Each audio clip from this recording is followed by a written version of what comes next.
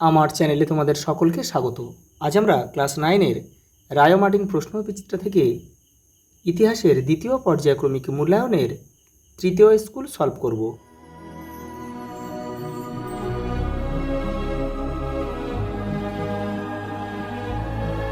দেখো, সঠিক উত্তরটি বেছে নিয়ে লেখো। জুলাই বিপ্লবের ফলে ফ্রান্সের সিংহাসন পেয়েছিলেন লুই ফিলিপ। অপশান বি আমাদের সঠিক উত্তর। কোন সন্ধির দ্বারা স্যাডোয়ার যুদ্ধের অবসান ঘটে? প্রাগের। ইউরোপের রুগ্ন ব্যক্তি কাকে বলা হয়? তুরস্ককে। অপশান ডি আমাদের সঠিক উত্তর। পরেরটা দেখো, কোনটি বয়ন শিল্পের সঙ্গে যুক্ত নয়? এখানে হবে সেফটি ল্যাম্পটাই হবে। পরেরটা দেখো, সমাজতন্ত্রবাদের আদি প্রবক্তাকে? সাসিমোকে বলা হয় সমাজতন্ত্রবাদের আদি প্রবক্তা।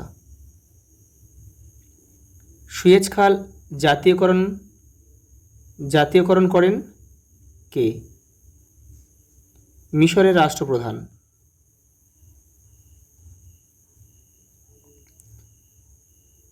রক্তাক্ত রবিবারের ঘটনাটি ঘটে? অপশান এ হবে 1905 খ্রিস্টাব্দের 3রা জানুয়ারি। জাতিসংঘের সদর দপ্তর স্থাপিত হয়েছিল জেনেভাতে। দেখো বিভাগ খ, প্রথম প্রশ্ন দেখো, ভিয়েনা সম্মেলনে ফ্রান্সের প্রতিনিধি কে ছিলেন? তালেরা। পরেরটা দেখো, উষ্ণ জল নীতি কোন দেশ গ্রহণ করেছিল? রাশিয়া ও প্রাশিয়া। পরেরটা দেখো, সিমনোসেকির সন্ধি কবে কাদের মধ্যে স্বাক্ষরিত হয়েছিল? 1895 খ্রিস্টাব্দে চীন ও জাপান। দেখো, আধুনিক রাশিয়ার জনক কাকে বলা হয়? পিটার দ্য গ্রেটকে বলা হয়। পরের প্রশ্ন দেখো, সত্য মিথ্যা দিয়েছে এখানে উপবিভাগ বিতে। পৃথিবীর প্রথম আন্তর্জাতিক সম্মেলন হলো ভিয়েনা সম্মেলন, এটা সত্য। হিটারিয়া ফিলিকে হলো ইটালির একটি গুপ্ত সমিতি, এটা কিন্তু ভুল আছে, বাক্যটা মিথ্যা হবে। এটা কিন্তু হিটারিয়া ফিলিকে গ্রিসের একটা গুপ্ত সমিতি। যদি গ্রিস হতো তাহলে বাক্যটা কিন্তু সঠিক হতো। দেখো, বার্লিন কংগ্রেস অনুষ্ঠিত হয়েছিল 1885 খ্রিস্টাব্দে, এটাও কিন্তু মিথ্যা, কারণ এটা হবে 1878 খ্রিস্টাব্দে। পরেরটা দেখো, ঐতিহাসিক ডেভিড টমসন জুলাই বিপ্লবকে জনতার বিপ্লব বলে অভিহিত করেছেন, এটা কিন্তু সত্য। দেখো, বিবৃতি ব্যাখ্যা দিয়েছে উপবিভাগ সিএ। দেখো, প্রথম বিবৃতি কি দিয়েছে দেখো, ক্রিমিয়ার যুদ্ধ ছিল ইউরোপের ইতিহাসে জলবিভাজিকা।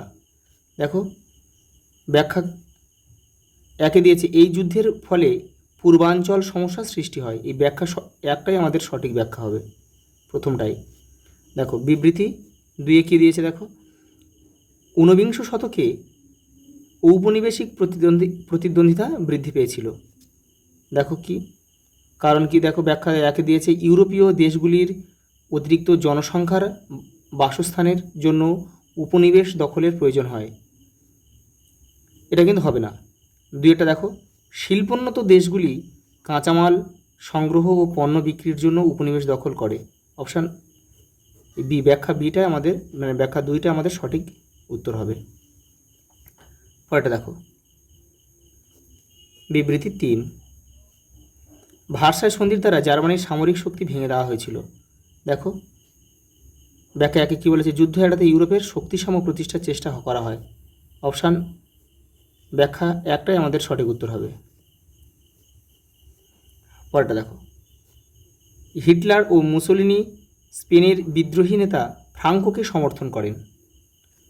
দেখো, হিটলার ও মুসোলিনি উপলব্ধি করেছিলেন যে ফ্রাঙ্কোর বিদ্রোহ ন্যায্য। এটা হবে না। ফ্রাঙ্কোকে সমর্থনের মাধ্যমে হিটলার ও মুসোলিনি নিজেদের এক নায়কতান্ত্রিক শাসক জোটের শক্তি বাড়াতে চেয়েছিলেন। এটাও হবে না। অপশান ব্যাখ্যা 3টাই আমাদের সঠিক উত্তর হবে। দেখো, হিটলার ও মুসোলিনি ভেবেছিলেন যে ফ্রাঙ্কোকে সমর্থন না করলে ভবিষ্যতে ফ্রাঙ্কো তাদের আক্রমণ করবে।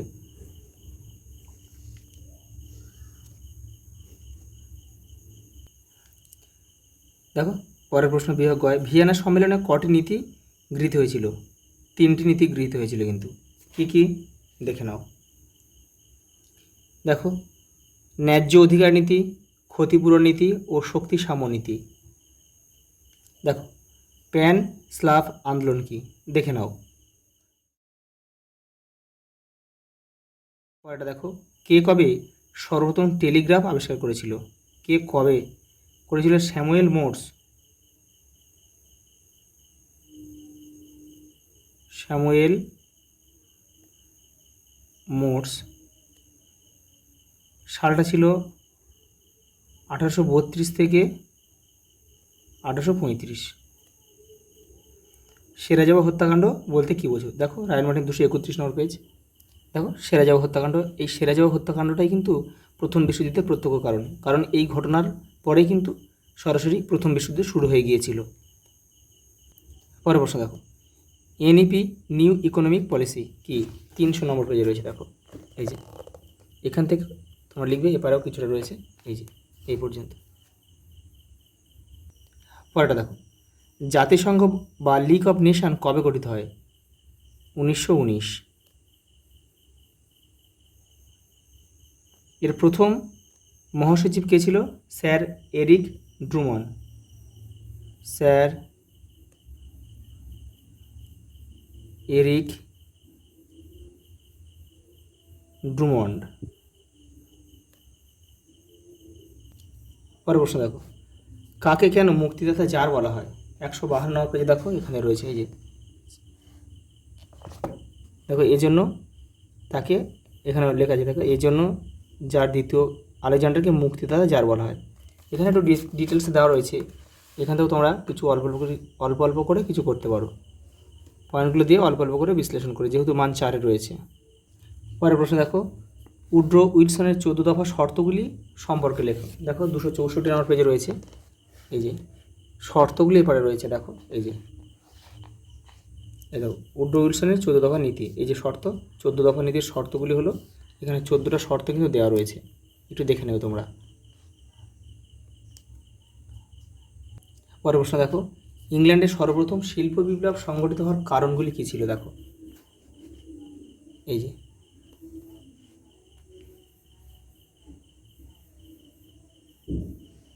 এই পর্যন্ত লিখবে। পরের প্রশ্ন দেখো, ইয়ং ইটালির ঐক্য আন্দোলনে ম্যাসিনি ও ইয়ং ইটালি দলের ভূমিকা আলোচনা করো। 146 নম্বর পেজে দেখো, এই যে ইয়ং ইটালি, এটা করবে। এবারও রয়েছে এ পর্যন্ত। ওর সঙ্গে একটা প্রশ্ন রয়েছে, দেখো, জোলভের আইন কি? দেখো, 161 নম্বর পেজে রয়েছে, এখান থেকে করবে তোমরা, এখান থেকে এটা। পরেরটা দেখো, ইউরোপের সমাজ, রাজনীতি ও অর্থনীতিতে শিল্প বিপ্লবের প্রভাব আলোচনা করো। 3টেতে দিয়েছে কিন্তু। দেখো, এটা আলাদা আলাদা করে কিন্তু সব বইয়ে রয়েছে, তোমরা একসাথে লিখবে, এটা কিন্তু ছোটো ছোটো করে লিখবে, দেখে নাও। এই যে দেখো, এটা রয়েছে রাজনৈতিক প্রভাব, পুরোটা কিন্তু লেখার দরকার নেই, অল্প অল্প লিখবে, সব পয়েন্টও দেওয়ার প্রয়োজন নেই। এটা দেখো, সামাজিক প্রভাব। সামাজিক প্রভাবটা দেখো, এবারেও রয়েছে, এই যে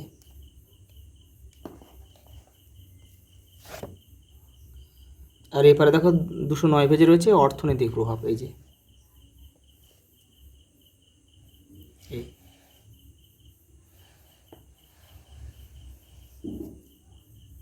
লাস্ট প্রশ্ন দেখো, স্পেনের গৃহযুদ্ধের কারণগুলি কী ছিল? এই যুদ্ধকে কি দ্বিতীয় বিশ্বযুদ্ধের মহড়া বলা যায়?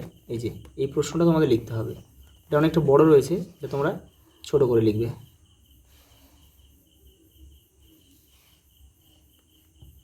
এই দেখো দ্বিতীয় বিশ্বযুদ্ধের মহড়া। আচ্ছা, এই পর্যন্ত, দেখা হবে পরের ভিডিওতে।